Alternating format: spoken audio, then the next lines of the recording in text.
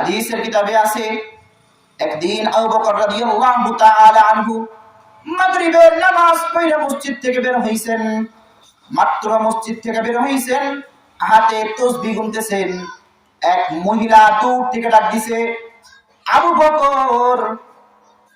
আবু বকর রাদিয়াল্লাহু তাআলা আনহু দেখেন যে আশেপাশে কেউ নাই। একটু পরে সেই মহিলা আবার ডাকছে, আবু বকর। আবু বকর রাদিয়াল্লাহু তাআলা আনহু বলেন, কে? মহিলা বললেন, আমি একজন মহিলা। কেন আসছো?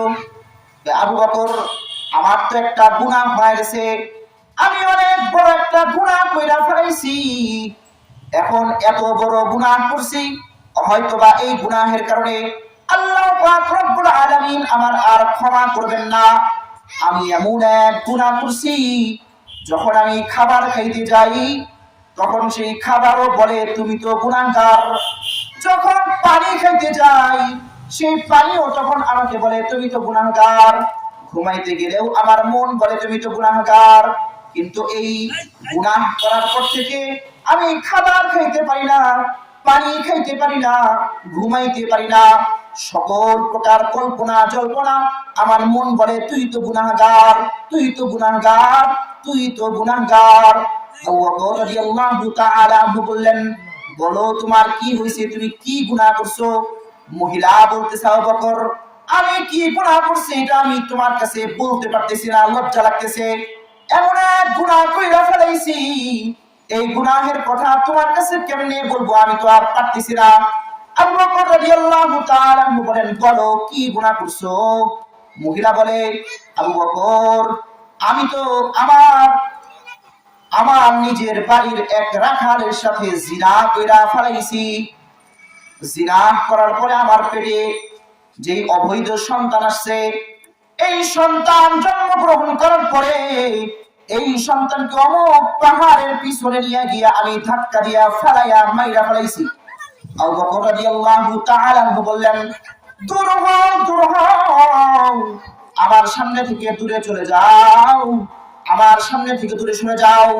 মহিলা বুঝতে পারছেন হয়তোবা আমি এমন এক গুনাহ করছি যেই গুনাহ আল্লাহ পাক রব্বুল আলামিন আমার ক্ষমা করবেন না। মহিলা কান্নাকাটি করতে করতে চলে গেছে, অন্ধকারের ভিতরে মিলায় গেছে। আবু বকর রাদিয়াল্লাহু তাআলা আনহু হঠাৎ করে মনে পড়ছে, একজন মহিলা আমার কাছে তার গুনাহের কথা বলছে। গুনাহের কথা বলার পরে আমার মনের ভিতরে এমন একটা কষ্ট লাগছে, এমন একটা ধাক্কা দিছে, কিন্তু আমি তো অনেক বড় অপরাধ করে ফেলাইছি। এখনো আমাদের মাঝে এখন পর্যন্ত মুহাম্মাদুর রাসূলুল্লাহ সাল্লাল্লাহু আলাইহি ওয়াসাল্লাম জীবিত আছেন। আমার তো দরকার ছিল সেই মহিলাকে আল্লাহর রাসূলের দরবারে পৌঁছায় দেওয়া, কিন্তু আমি ওই মহিলাকে তার গুনাহের কারণে ধিক্কার দিয়া পাঠিয়ে দিয়েছি। দেখ তো দিয়ে আল্লাহর রাসূলের দরবারে চলে গেছেন। আবু বকর রাদিয়াল্লাহু তাআলা আনহুকে দেখা সরকারে দু আলম নবী আবু বকর রাদিয়াল্লাহু তাআলা আনহুকে দেখা আল্লাহর রাসূলের চেহারা মোবারক লাল হয়ে গেছে, রাগান্বিত হয়ে গেছেন। সরকারে দু আলম নবী বলেন, ওই মহিলা তোমার কাছে গুনাহের কথা বলার পরে তুমি তার গুনাহের কারণে তাকে এমন ধিক্কার দিয়া দূরে সরাইয়া দিছো। আল্লাহ পাক রব্বুল আলামিন জিবরিল আমিনের মাধ্যমে আমার কাছে ওহী পাঠাইছে, মুহাম্মাদুর রাসূলুল্লাহ সাল্লাল্লাহু আলাইহি ওয়াসাল্লাম আপনার সাহাবা আবু বকর রাদিয়াল্লাহু তাআলা আনহুর কাছে একজন মহিলা ছিল, তার গুনাহের কথা বলছে, সমাধান তো করেই নাই, আপনার দরবারেও পৌঁছায় দেয় নাই, সেই মহিলাকে ধিক্কার দিয়ে খাজায় দিছে। কিন্তু ওই মহিলা সেখান থেকে যাওয়ার পরে আল্লাহর দরবারে এমন তওবা করছে, আল্লাহ পাক রব্বুল আলামিন বলেন, আমি ওই মহিলার জীবনের সকল প্রকার গুনাহগুলো ক্ষমা করিয়া দিলাম। আল্লাহ রাসূল সাল্লাল্লাহু আলাইহি ওয়াসাল্লাম আবু বকর রাদিয়াল্লাহু তাআলা আনহুকে বললেন, আবু বকর, যাও যাও ওই মহিলাকে সংবাদ দিয়ে দাও, আল্লাহ পাক রব্বুল আলামিন ঘোষণা করেছেন ওই মহিলা জিনা করছে, অবৈধ সন্তানকে হত্যা করছে, তারপরে ওই মহিলা আল্লাহর দরবারে এমন তওবা করছে, আল্লাহ পাক রব্বুল আলামিন তার তওবা তো কবুল করেছেনই। এমনকি আবু বকর রাদিয়াল্লাহু তাআলা আনহু ওই মহিলার গুনাহের সংবাদ শুনে যে ধিক্কার দিয়ে পাঠিয়ে দিয়েছে, আল্লাহ পাক রব্বুল আলামিন অসন্তুষ্ট হয়ে গেছেন। আবু বকর রাদিয়াল্লাহু তাআলা আনহু আল্লাহর রাসূলের দরবার থেকে বের হয়ে ওই মহিলাকে খোঁজা শুরু করছেন, খুঁজতেছেন কিন্তু কোথায় খুঁজে পান না।